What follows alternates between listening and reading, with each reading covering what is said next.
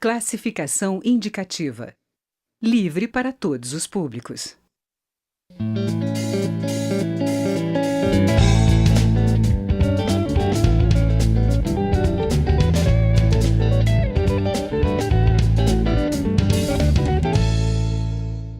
Olá! A Câmara aprovou o projeto das medidas de combate à corrupção depois de analisar as propostas na comissão especial que tratou do tema.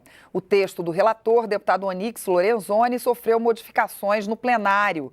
As medidas agora estão em análise no Senado. O deputado Luiz Carlos Rauli, do PSDB do Paraná, defende um pacto entre os poderes da República para que as decisões sobre mudanças na lei não interfiram na Operação Lava Jato. É sobre esta proposta que o deputado conversa comigo agora.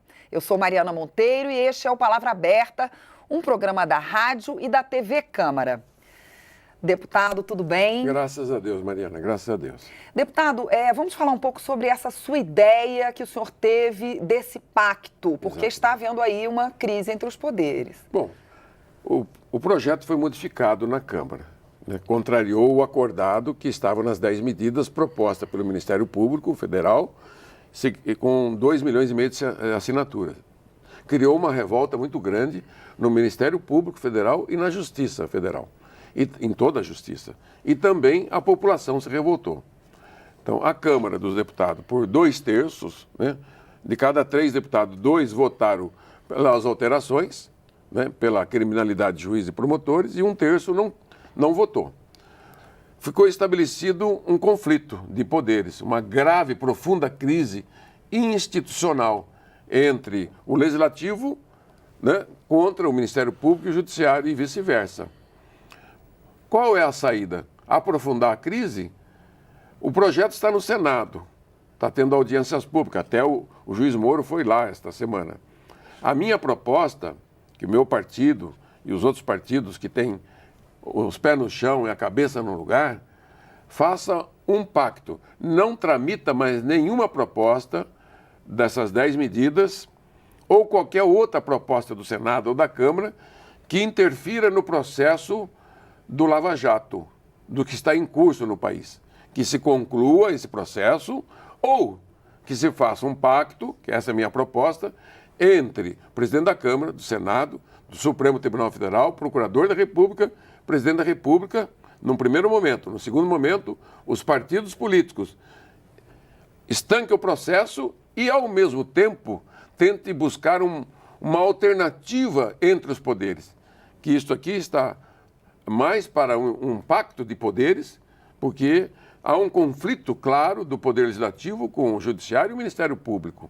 E nós não podemos permitir, quem tem cabeça no lugar, quem tem equilíbrio, né, quem é moderado, não permitir que haja, né, gasolina e combustível para os radicais. Vamos dizer assim, trocando em miúdo, a Câmara declarou guerra aos poderes e de costa para o povo sem ter força. Está sendo massacrada. Cada deputado está sendo responsabilizado na sua base. O Poder Legislativo como um todo está sendo responsabilizado, xingado, achincalhado. E aqui que é a casa do povo. Aqui que nós fazemos as mudanças, aqui que nós atendemos desde o trabalhador rural, o proprietário rural, aqui nós atendemos o industrial, os trabalhadores, os profissionais liberais, os médicos, engenheiros, os prefeitos, os governadores, as minorias. Então, aqui é a casa do povo. Pois é, aí é que eu perguntaria para o senhor. Aqui é a casa do povo, os senhores foram eleitos. Os senhores não têm autonomia para tomar as decisões? Quer dizer, essa pressão, tá certo, uma pressão popular, mas não haveria, o senhor não acredita, fazendo aqui de advogado do diabo, o senhor não acredita que há uma pressão por parte do outro poder sobre o poder legislativo? Ah, sim. Né? Todo o poder emana do povo, em seu nome será exercido. Se nós tivéssemos votado as medidas com o apoio do povo, poderíamos estar enfrentando o Judiciário, né, e o Ministério Público. Mas não foi isto. O que a Câmara votou, eu não votei. Eu votei em linha com o relator, Onyx Lorenzoni. Eu não provoquei, avisei aqueles que eu pude avisar. Tanto que nós fizemos 132 votos contra 313. Quer dizer, a maioria predominou, votaram passionalmente, votaram com o fígado. Cada um tem a sua razão. Aqui é a casa do povo. Os deputados e senadores reagem também, né? Há um confronto, há sim. Diante desse entendimento, não há nenhum pecado, não há nenhum demérito das lideranças das casas e os presidentes de partido e líderes dos partidos de reverem a atitude, né, passional, extemporânea que foi feita. Está todo mundo tentando se defender à sua maneira. Eu estou correto, não votei nada errado. Calma. É do parlamento, é da democracia. Pressão contra pressão. O Ministério Público, o Judiciário, claro, eles são diferentes de nós, deputados, senadores. A cada 4 anos, nos submetemos a uma eleição, né, a um vestibular, a um concurso público.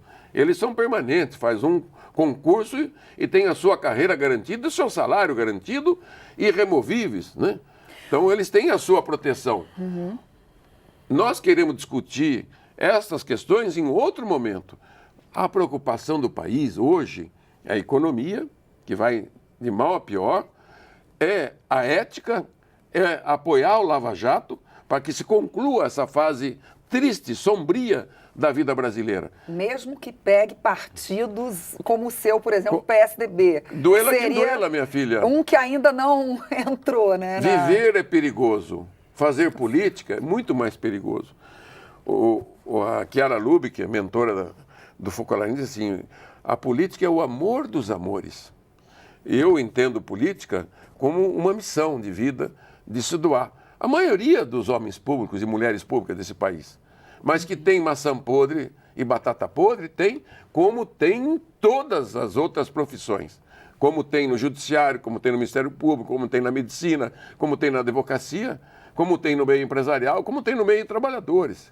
O senhor já apresentou seu pacto para algum desses presidentes dessas instituições, deputado Raul? Eu apresentei, sim, na audiência pública em que foi ouvido o juiz Sérgio Moro e o presidente Gilmar Mendes, cheguei a conversar com o ministro Gilmar Mendes, conversei com o senador Paulo Bauer, que é o líder do Senado do PSDB, com o senador Ferraço, com outros senadores, mandei o texto que eu elaborei para o meu partido, que está tendo uma discussão.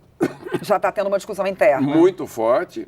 E comecei a provocar no discurso que eu já fiz na Câmara, que tem repercussão nacional, e como formulador. Eu estou há 26 anos aqui, 7 mandatos, sou formulador e debatedor de teses e ideias. Há alguma outra saída para essa crise? Não há. É a democracia, é o diálogo. O que o parlamento que parla, que dialoga, tem que sentar o presidente Rodrigo Maia. Já cobrei dele na sessão, logo em seguida, a votação, na parte da manhã mesmo, falei, presidente Rodrigo Maia, a hora é de estadista. O que ele disse para o senhor? Ele olhou, tanto que quando eu denunciei o Supremo, a primeira turma, que decidiu, né, equivocadamente em favor do assassinato de criança, eu fiz um discurso duro, imediatamente ele criou uma comissão para estudar e rever a decisão do Supremo, que tem prerrogativa o Congresso para isso. Aí ele ouviu. Eu estou agora mostrando com a minha experiência de 44 anos de vida pública que a saída é o diálogo, é o entendimento. E nesse mesmo nível de entendimento... O senhor pretende conversar com mais alguém pessoalmente, diretamente? Com todo mundo.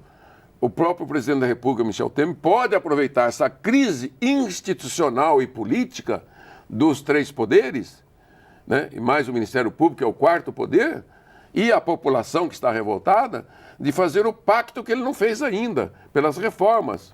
Termina o Lava Jato, faz-se as punições todas que terão que ser feitas, claro, tem que separar joio do trigo. Aprova-se, né?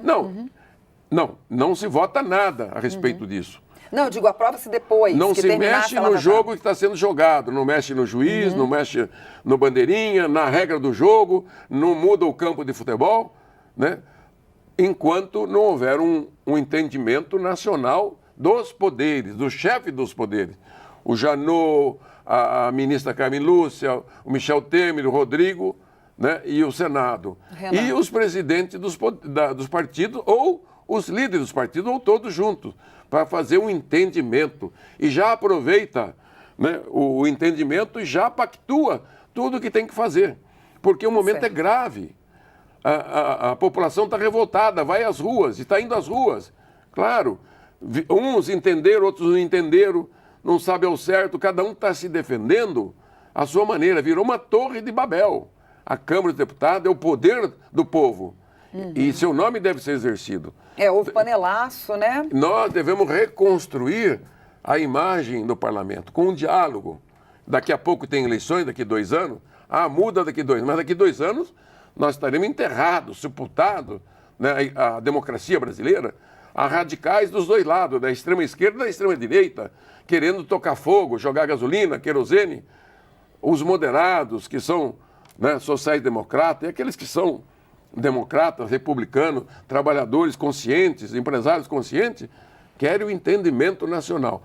Um bom entendimento, você resolve a crise. Tá bom, não dá mais para tramitar a matéria do jeito que saiu da Câmara, nem o que o Senado está propondo. Isso aqui não é uma briga de campo de futebol. Tá bom, deputado, a gente agradece. Infelizmente, o tema é claudicante, que Deus abençoe o Brasil infelizmente, nosso tempo terminou. E os chefes dos poderes, que encontrem essa luz para guiar esse país, precisando tanto de estadistas. Muito obrigada, deputado. Eu sou Mariana Monteiro e este é o Palavra Aberta, um programa da TV Câmara e da Rádio Câmara. Eu conversei com o deputado Luiz Carlos Rauli, do PSDB do Paraná, sobre as medidas de combate à corrupção e a proposta dele para um pacto nacional sobre o tema. Se você quiser rever esta ou outras entrevistas, é só acessar nosso site câmara.leg.br/palavra aberta. Obrigada pela audiência e até mais.